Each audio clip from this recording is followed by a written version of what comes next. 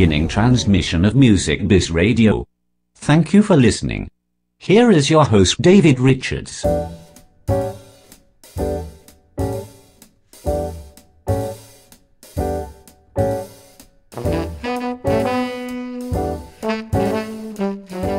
Hello and welcome to another Music Bizz Radio. I'm your host, David Richards. This is an extra special show because I'm glad to bring you a very close friend in Adrian Cunningham. He will be our featured guest as well as our CD release featured artist for the week. Throughout the show, we'll be listening to his new album, Ain't That Right? The music of Neal Hefti. We'll also be doing a review on a new product by Matt Cat Music.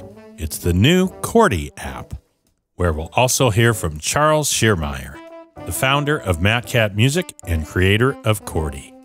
We'll also have another edition of In the Shed and Facebook Follies.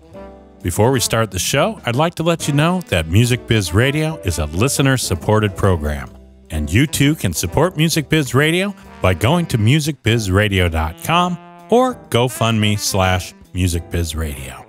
And at this time, I'd like to give a very special thanks to one of our supporters, Margarita Lamastra. Thank you very much for your support. So our guest today is Adrian Cunningham. You may know him from the Wycliffe Gordon Quintet, Vince Giordano's Nighthawks, and of course his group, the Professor Cunningham and his Old School. I'd like to welcome to the show, Adrian Cunningham. Hello, how are you? Hey, Adrian. How you doing, bud? I'm very well, mate. Very well. Thank you for taking the time to talk to me. Well, it's great to have you, and I'm sure a lot of our musicians out there, if they've not heard of you, they need to, which they can do also by going to adriancunningham.com. And during the show today, we will be hearing tracks off of the Professor Cunningham and his Old School album, Ain't That Right? The music of Neal Hefti, which we've enjoyed so far, and we're going to enjoy throughout the show. Marvelous. Very good. Yeah, really enjoy it. My favorite track is the Odd Couple track. It's a winner. I'll tell you what, man, Neal Hefti, you could write some swinging tunes. Really great. And I've been lucky enough to play with you several times, and I remember the first time I heard the Odd Couple of yours was I was driving in New Jersey, and WBGO was playing this Odd Couple tune, and I heard it, and I was like, oh, wow. And I kind of recognized the sax a little bit. I'm like, man, that sounds like Adrian. And then I heard Wycliffe doing his thing on there. I'm like, oh, that's Adrian. And then sure enough, they're like, that's the new track from Adrian Cunningham. And I was like, cool. So that was nice. That's always that must be a nice feeling to hear your music on such a prestigious station up there.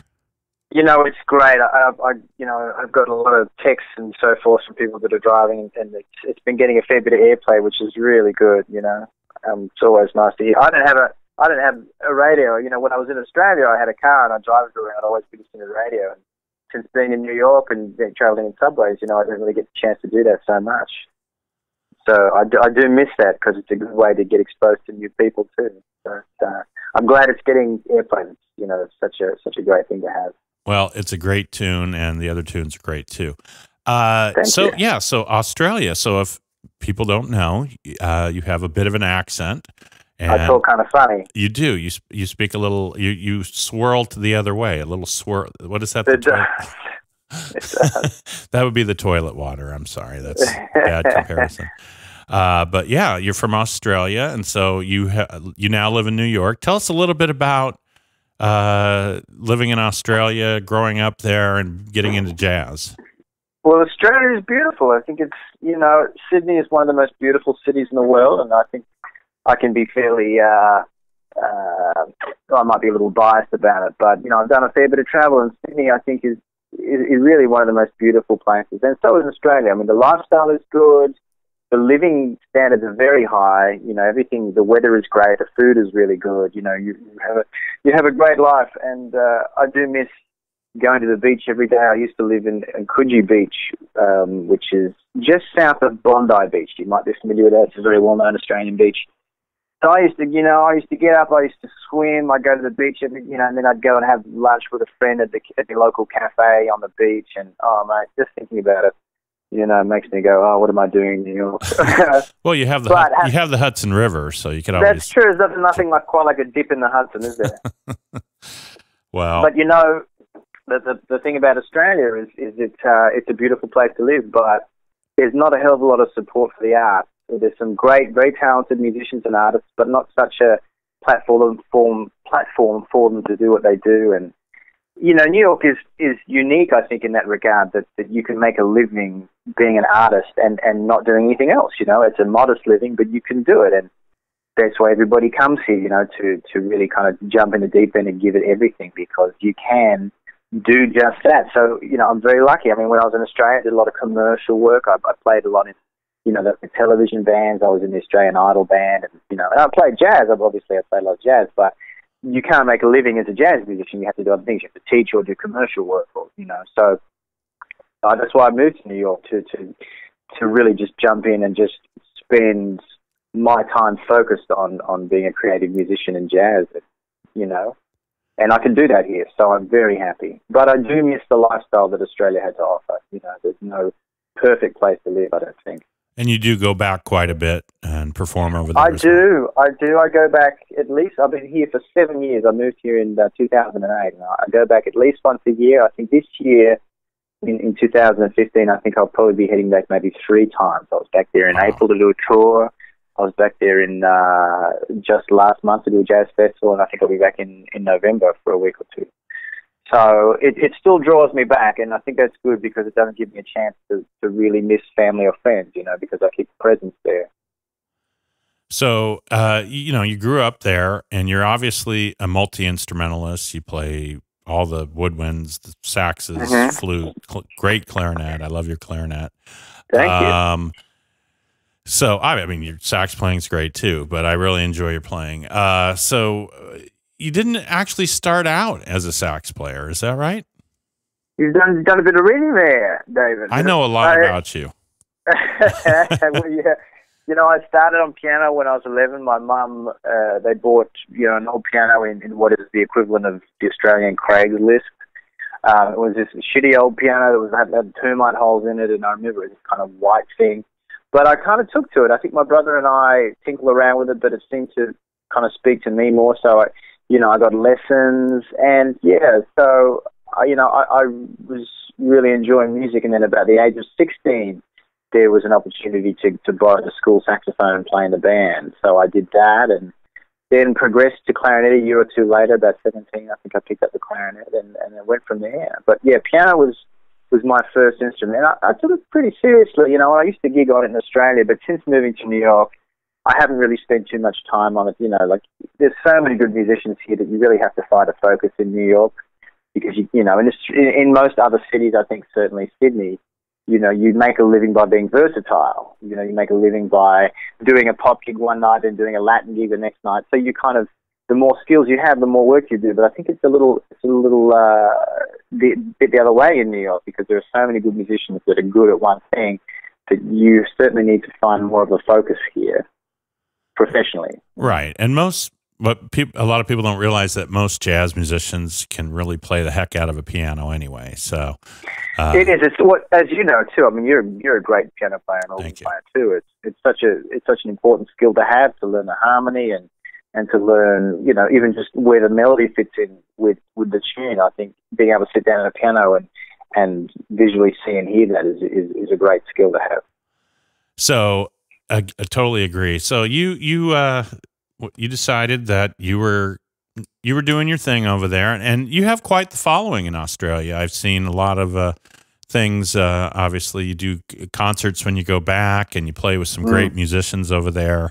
But there was a point where you said, okay, this is great. I love it. I'm really enjoying myself, but I'm ready to make that step. And tell me what it was like when you said, I'm going to buy a plane ticket and just go to New York. Tell me about that. Well, yeah, it's funny. Like a year before I moved, so I think I moved in March 2008. And the year before that, I visited New York, came to New York for about a week and a half. just to hang out and to get a few lessons and just to see what was going on, because I hadn't, I went to New York once many years before that. So yeah, the year before I moved here, I kind of visited and was just like blown away, as you are, by the level and the quantity of great music. And I got back to Sydney, I got back into my routine, and maybe after about a month of being home, I was still so inspired, and it just kind of hit me that, I'm never going to play at that level of those guys over in New York by staying in Australia. It's not that there aren't great musicians doing great things in Australia, but for me, I just realized that I'm never going to play like that if I didn't kind of take the plunge, And music is such an important part of who I am and I think my life's journey that I've chosen for myself, that I wanted to do that. I wanted to be one of those guys, and the only way I could see myself being at that level is just by jumping in and being part of it.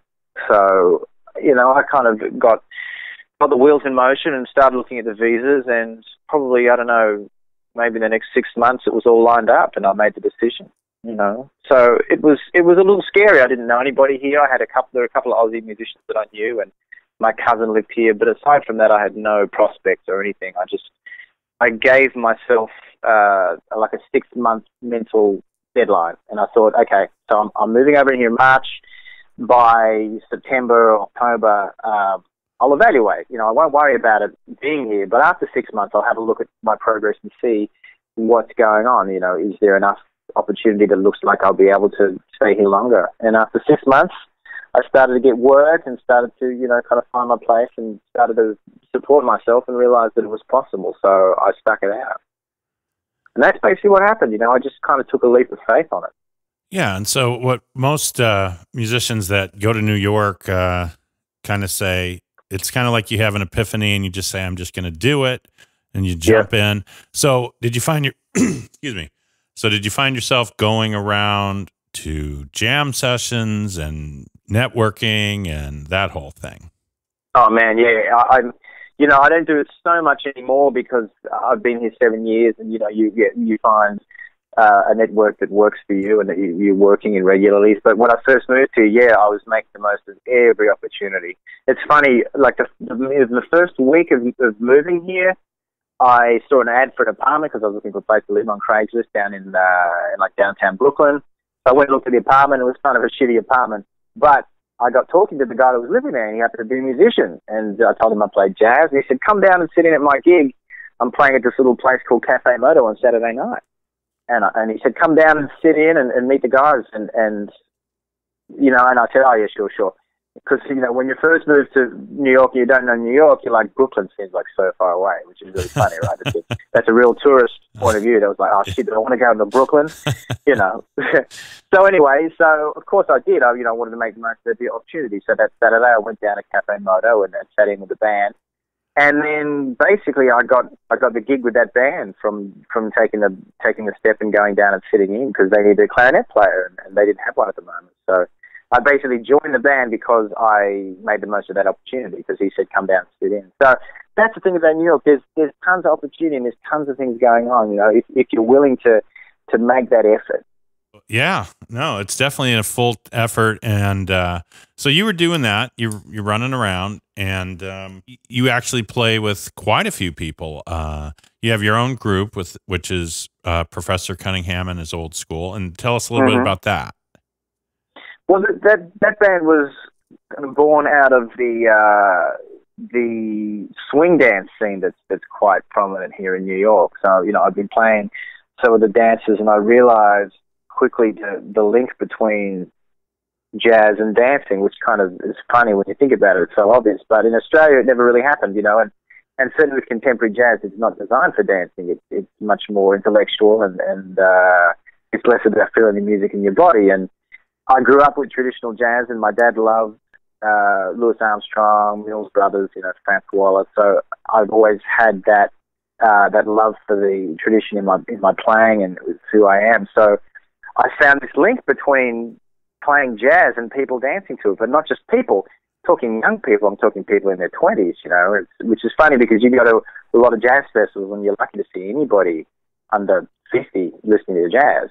So here's this new generation of kids coming in, responding to this great music, in a physical way. And and it's such a huge scene. I mean, you know, you travel the world playing these swing events, and there's, you know, 500 to 1,000 dancers from all around the world coming to dance to the music. So I was really inspired. So I got a band together, and I thought, man, I want to get in on this. So I formed a traditional band, and we focused mainly on New Orleans music, you know, anything from Bechet to, of course, Louis Armstrong, and then into like the early R&Bs like Fats Waller and Fats Domino and cats like that, you know, anything that's swinging.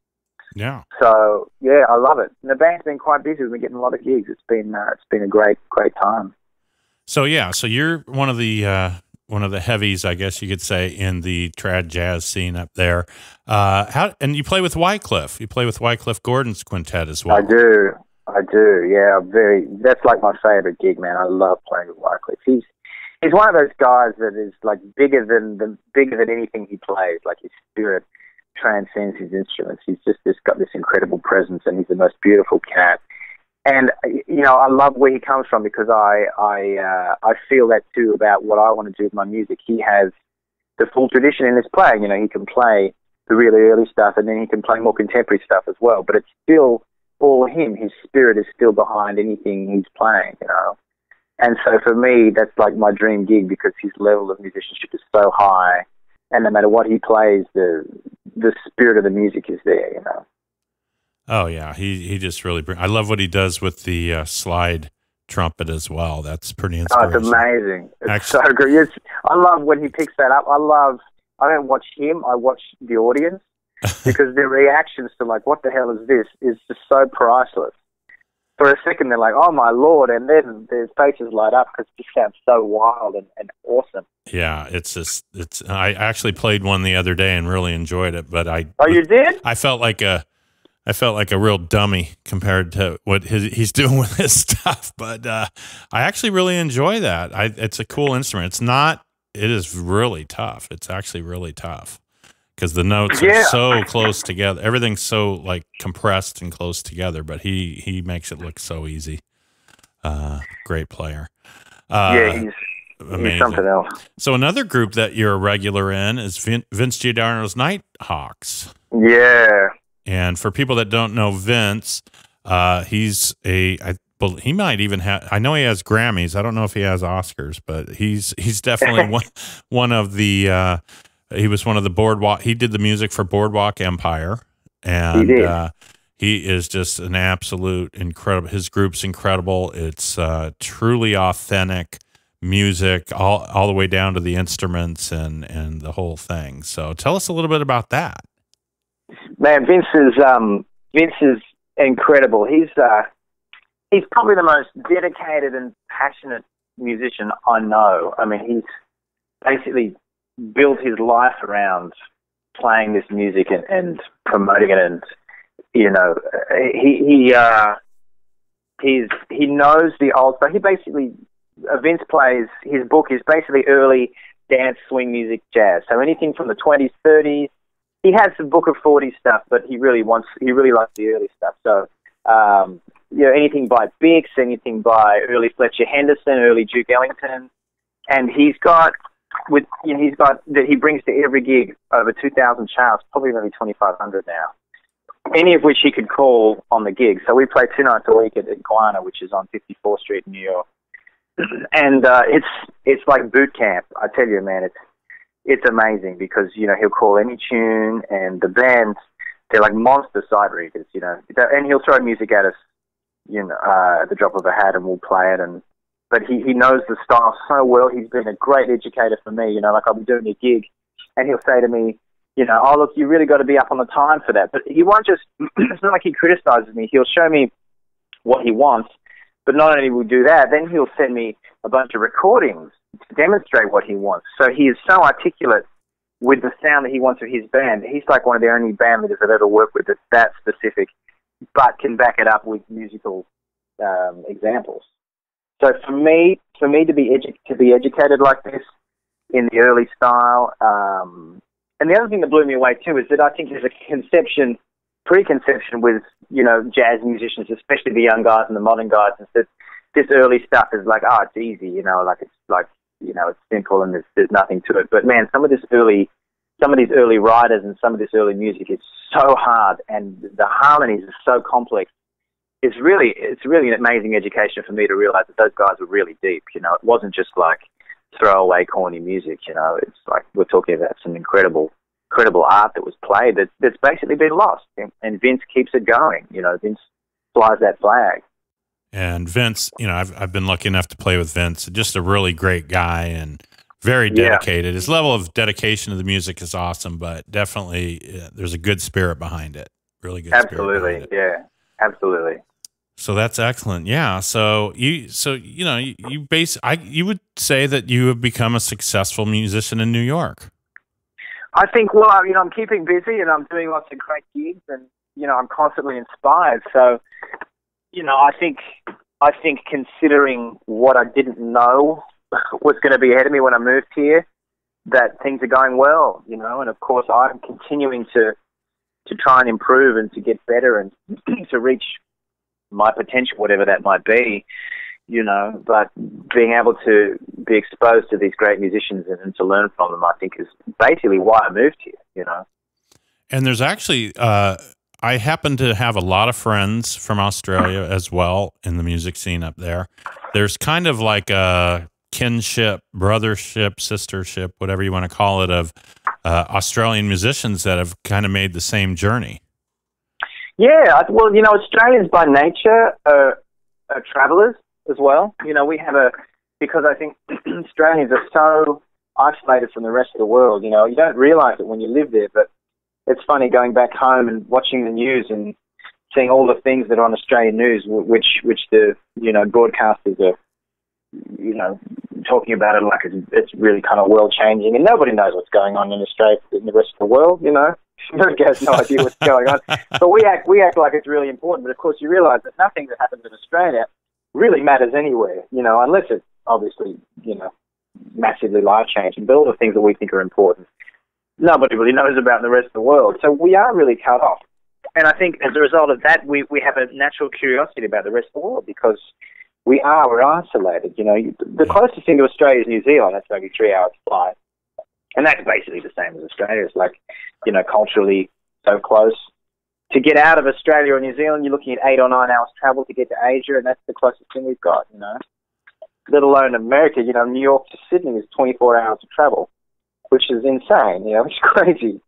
Yeah, so I think we have a natural predisposition to know what the hell's going on in the rest of the world. So I always say no matter where you are in the world, you could be in some little backwater bar in the middle of, you know, the African desert, and there'll be an Aussie sitting there having a beer, you know. They really are everywhere, and I think as a result of that, Australians will always be travelling, and I think there'll always be great Australians, you know, in New York really trying to make it like the rest of us, you know.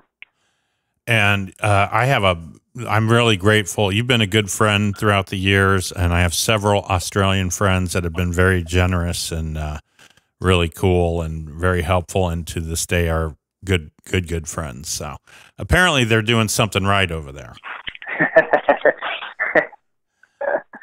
We've had a lot of good times together, mate. That's a dastardly laugh, I tell you. It is. And I do want to congratulate you on getting a smartphone. Thank you. That's right. Well, you know, it was only because I had no choice. For those listeners that have no idea what we're talking about, I had a flip phone for many years and resisted the modern revolution. But and I have pictures.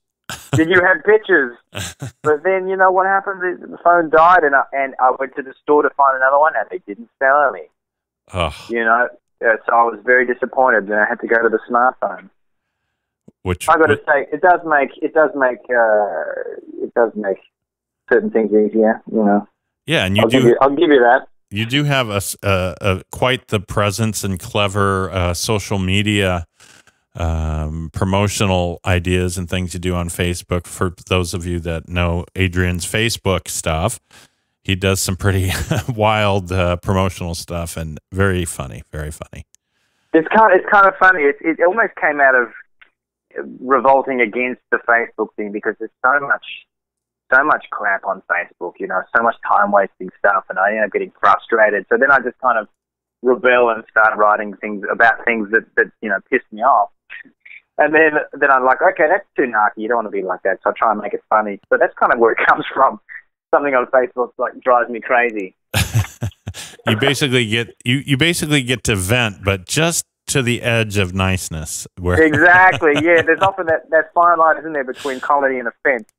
You know? Exactly, and there's definitely for another discussion on another show, but there's definitely definitely some opinions that are held back to keep working. But anyway, so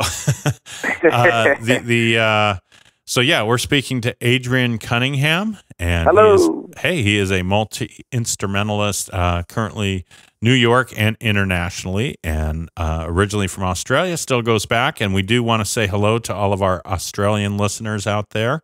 Which hello, hello. We appreciate. You got to say it properly, mate. You say g'day. Hello, good day. I can't do that. I'm not. Do the good day. Oh, speaking of which, let me ask you a question. Yeah. How do you feel when you see this Outback commercial? Have you caught that yet? I think it's funny, yeah. I mean, he sounds Australian. I mean, he's putting on... Yeah, he's hamming it up.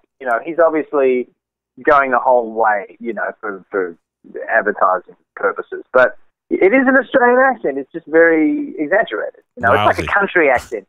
So okay. Australia doesn't have regional accents like in the US. Everybody, it's a pretty homogenous accent. However, right. I believe that the difference really comes down to city or country. You've got like regional areas where people are more softly spoken, but if you grow up in the country, you've got a broader accent. So I think that's really where the difference lies. And I think this guy's just got a thick country accent, whether he's putting it on or whether he is from, a regional area. But, and for the Australians that may be listening from the homeland over there, we have a steakhouse that has the gall to call itself the Outback, and they have this whole Australian theme, and they play these commercials, and the voiceover guy is... I know most Americans are 100% annoyed and say, that guy doesn't even sound Australian, but apparently he does. Really? That's really funny. Yeah, everybody says, oh, this guy's terrible. I mean, I would much rather... like you say, it's overdone, but anyway. What does he sound like to you? Does he sound Australian? No, he sounds like an actor trying to be Australian. Right. To us, because it's just overdone. And even I've actually had some of my younger students bring it up. It's bizarre. It's like a It's like a whole thing. Yeah, it's so. I've had a bunch of people tell me that the Geico lizard is Australian. He may. Yeah, that could be. But he's very British. It's funny because some Americans can't differentiate, but he's got a really kind of. I don't know. Was it a Cockney accent or just a British accent? I can't remember. But he has a very, very, very thick British accent. But I guess it's hard to tell, if you haven't really even exposed to different accents, being able to hear the difference, Well, if you have enough Australian friends, you definitely know the difference. Well, that's the funny thing, because, being in New York, anyone that can identify the Australian accent either has a friend that's Australian or, has traveled there or something like that. You're not sitting in the bathtub, are you? I'm sorry, mate. I'm actually cleaning my fish tank. I'm trying to multitask. Oh, well, that is a first. A fish tank cleaning on Music Biz Radio. Well, Adrian, so what else? What do you have coming up? Are you going to be doing any concerts and traveling? Tell me what you have going. I have a big album launch on the 8th of July, which is next Wednesday. We're launching the Ain't That Right CD. Yes, I know I recorded it a couple of years ago, but I finally got my act together. We're launching it at the Catano on Wednesday, the 8th of July. That's in a week's time. Great. And what else am I doing? Oh, the end of the month I'll be going to... my quartet will be playing in Poland at the Sopot Molo Jazz Festival, which will be fantastic. That's going to be a lot of fun. We'll be in Poland for a week. And what else? I'm playing with Wycliffe at Newport Jazz Festival on the 1st of August. That'll be a lot of fun too. So some good things coming up. Excellent. Well, we've really enjoyed your music, and we will be enjoying it throughout the show. It's Ain't That Right, the music of Neal Hefti, by Professor Cunningham and his Old School with Adrian Cunningham. Adrian, I'd really like to thank you for being on the show today, and I know we enjoyed it, and I'm sure all of your Australian listeners definitely enjoyed hearing from you. Thank you, mate. It's great to speak to you. All right. Well, thanks again, Adrian. Okay. We will be right back with more Music Biz Radio right after this.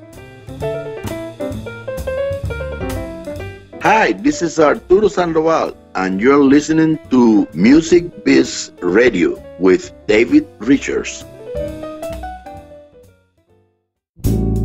Music Bizz Radio will be starting our Music Bizz Radio concert series.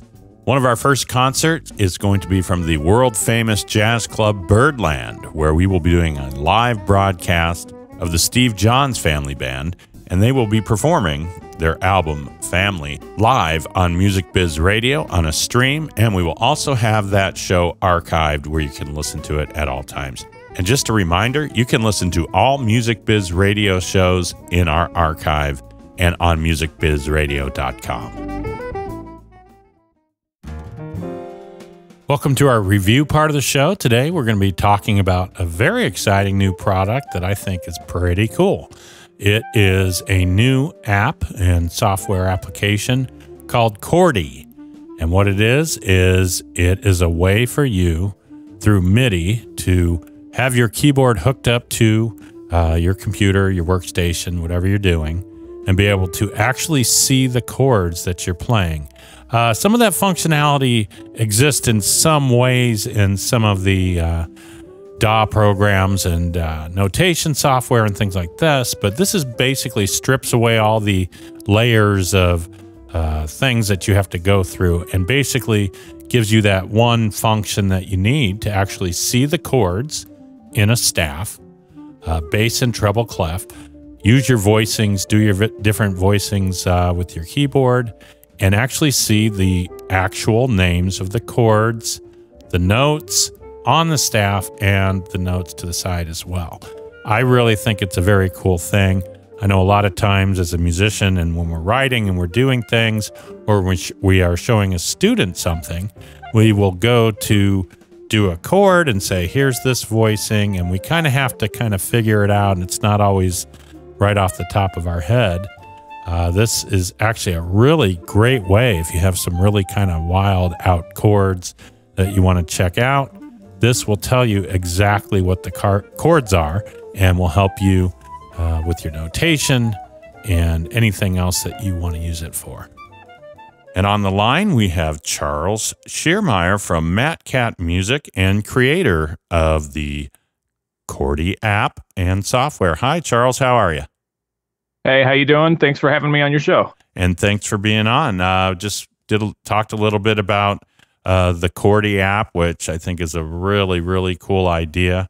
Being a music teacher as well, I think it's a great tool. And actually, as a musician, I really like it to kind of check out some weird chords and stuff and get kind of an instant answer. So tell us a little bit about CHORDIE.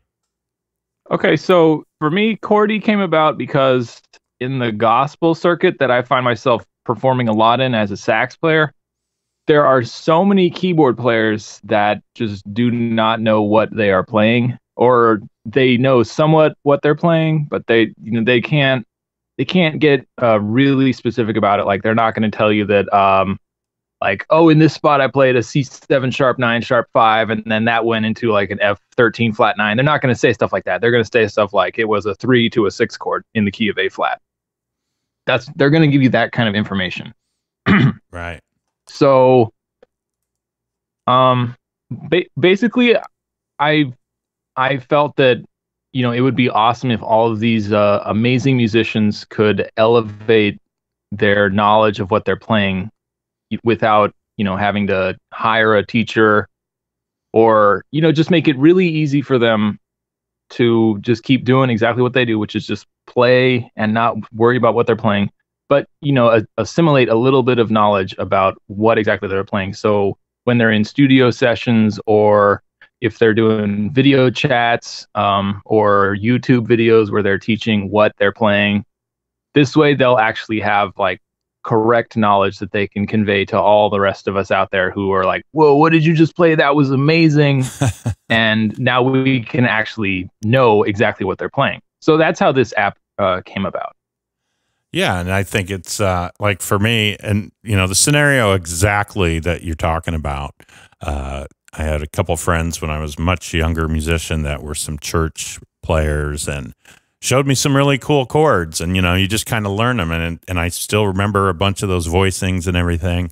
And when I play those voicings and to see it on the screen, even though you know what the chord is, it's kind of cool to see it on the screen and then kind of mess with some different voicings and see how that changes the titles of the chords and how they're structured on the staffs. It's like an instant kind of gratification knowledge instead of looking at it and kind of doing that. Let's see, sharp 13, that whole kind of right thing where you're trying to figure out what voicing actually the chord would be called. So I think it's a very, very smooth app. What made you decide to? So Charles is actually a fantastic musician, happens to be a great saxophone player, keyboardist, recording engineer, and artist. Has done a number of huge projects and does a lot of horn section arranging and things. You have also some YouTube videos that get quite a few views as well. Yeah, I wouldn't call it a popular YouTube channel, but I have about 1,700 subscribers now.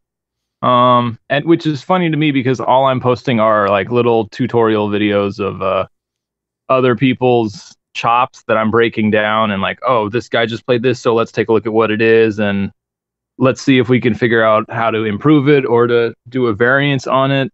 And that's partly why I came up with CHORDIE, because what I was doing before is I would actually have to notate everything out in Finale, and then I would use another application to display the piano roll altogether. And for me, it's not fun having to deal with Finale like that and put that much work into little 10-minute long YouTube videos that aren't generating any money. So, like, let's make my job as easy as possible and just come up with something that can display exactly what I'm playing, like, instantaneously. Yeah, and it's great. And I had said before that it's just very responsive. Using some of these other software programs, notation software and stuff, they don't put it's there. Some of the aspects of it are there, but this is dedicated to just seeing the chord and seeing the instant response. And yeah, that's the other thing. I've seen a lot of YouTube videos out there of guys who try to put notation on the screen of what they're playing. And you can tell that what they did is they recorded MIDI into Logic, and then they used the Logic score view to display the actual notes that were being played, which means that they did a lot of post-production work to create all of those MIDI regions. And I don't have time to spend 5 hours transcribing what I play on piano to turn it into a score, or what somebody else does. We can use the technology to our advantage. Right. And Charles is a musician in New York, and definitely you got your hands on a lot of things. You're also a DIY type of guy with your recording equipment. Yes, 100%. I mean, like, I absolutely love tinkering with electronics, and there's a series called the 51X series on groupdiy.com, and basically a bunch of guys who own major studios got together and figured out, we can clone a lot of the software, so let's make it for 500 series chassis, which a lot of people have. So, like, I have clones of LA3As, of API preamps, of Neve preamps, SSL bus compressors. Actually, right now I'm going through a Neve 1073 clone into an LA3A. And, like, for me, I had the time to put those channel strips together, and it saved me a lot of money, and it sounds amazing. So, I mean, there's a lot of people who aren't as they either don't have the time or they're not comfortable working with a soldering iron. But I had the time, and I was willing to invest in learning that skill. And I'm sure a lot of your listeners have had to deal with broken cables in the studios, and that's how that developed for me. I don't want to have to go to Guitar Center every time a cable breaks, so I bought a soldering iron or a soldering iron, and I learned how to fix the cable. And then from there, if I can fix the cable, I can probably replace a component on a PCB that's acting up.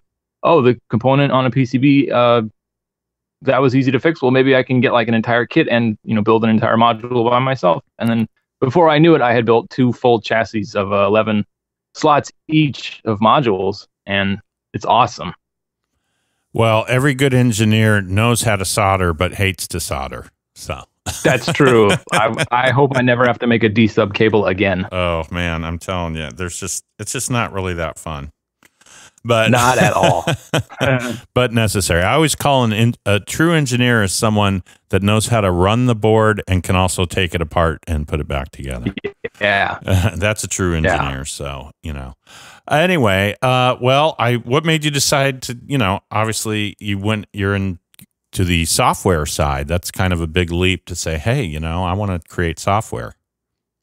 Well, the initial bug, aside from what I said about trying to educate all these keyboard players that I know a little bit, like indirectly educating them, I had given a lot of thought about developing a theory course because I have a horn arranging course on my YouTube channel that's pretty popular, and then a lot of people know me for my string arrangements in the gospel scene, and so I get a lot of requests to do a string arranging course. And so I was thinking, what would be great? Let me do a music theory course for guys who just don't want to know classical theory, but they want to know applicable real world theory that you can use if you're a rock musician, if you're a pop musician, if you're a gospel, if you're a funk musician. It's basically, the name of the course was Music Theory for the Rest of Us. And that's what really prompted me to develop this software, because I didn't want to spend hours and hours developing finale documents that I could show on the screen. I was like, it would be so much easier if I could just play it in real time and not have to worry about just spending hours putting together finale documents. Although I will say that putting together finale documents will eliminate a lot of just randomness in when you're teaching how you can just go off on tangents all the time. Yeah. Right? It was like, oh, so here's this chord. Oh, maybe you could do this voicing. Oh, maybe you could do this voicing here. So, right. Doing it with finale documents would result in a lesson plan type of situation. But that's a whole lot more planning than I would want to deal with. And also that is kind of the wrong type of information that the people who would be interested in this course would be looking for. They want that quick, fast knowledge, and it's basically the same knowledge that CHORDIE is going to give you. It's quick, it's fast, and it's accurate. Well, it's just straight to the point. Yeah, and I really like the software. I think it's great. I think you did a really great job with it. And thank you. Again, we're talking to Charles Schiermeyer with his new CHORDIE app, which you can actually find and buy, and it's very reasonable. And it's on CHORDIEapp.com, CHORDIEAPP.com, CHORDIEapp.com. And that's available for Mac OS 10.7 or higher and Windows 7 or higher. Right, and it is excellent, and I really like it. So thanks for checking it out. Yeah, and I hope everybody else checks it out too. Okay, Charles, I really want to thank you for being on, and thanks for having me. We will definitely keep our eye on it. Go to CHORDIEapp.com. There's also some videos that demo the product there as well, which are pretty cool. He always does some really nice videos. Charles, thanks again for being on. Thank you again, Dave. Okay, we will be right back with more Music Biz Radio right after this.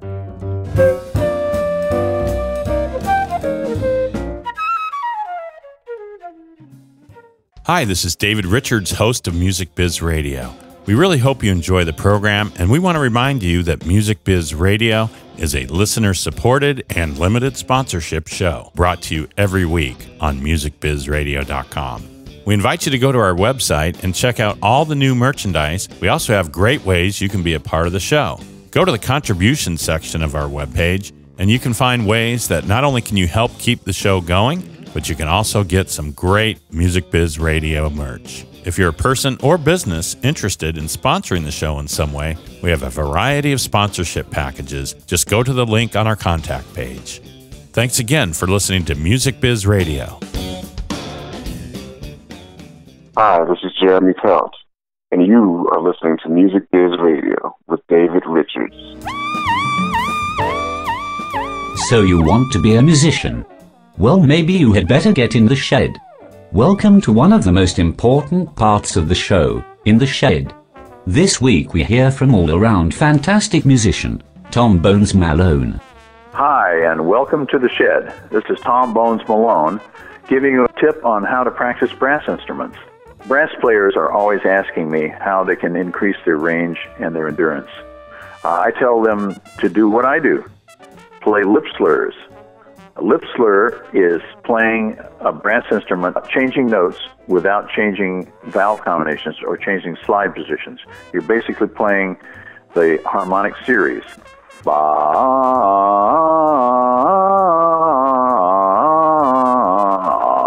Any kind of pattern you can make up like this. Make up patterns and play these patterns over and over and over and over.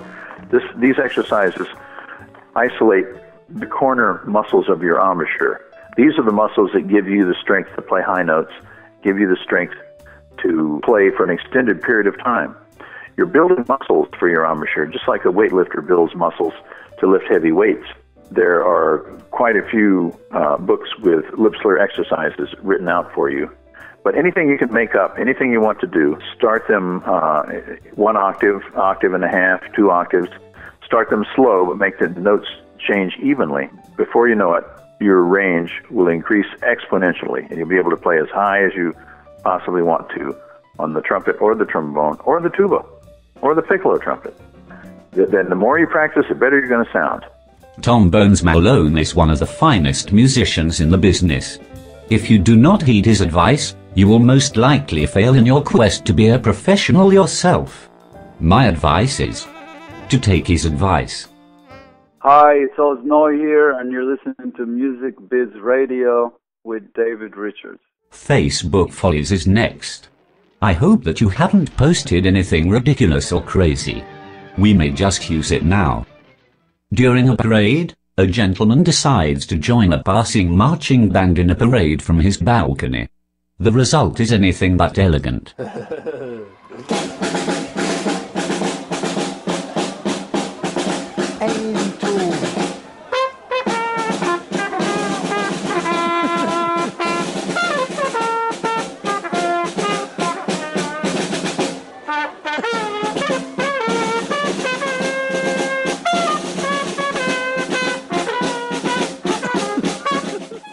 John Phillips, who's just marched out of this grave. Another example of brass gone bad. Hi, this is Tom Bones Malone, and you're listening to Music Biz Radio with David Richards. Well, that's going to do it for another Music Biz Radio, another great show. I'd like to thank our guest today, especially Adrian Cunningham, who gave us a very good insight on what it's like to come all the way from Australia to New York City and become a full-time musician. I'd also like to thank Charles Schiermeyer and his wonderful product, CHORDIE, which I really, really enjoy, and I think is a fantastic tool for musicians. We hope that you enjoyed this show and join us every week right here on Music Biz Radio. Remember to check us out on musicbizradio.com. You can also support the show by going to gofundme.com/musicbizradio. Thanks again for listening, and we'll see you next time on Music Biz Radio. Thank you for listening to this week's show. We hope that you enjoyed the program and will join us every week. For information on being a guest or just to contact us, please email us at trumpetdr@gmail.com. This now concludes our transmission.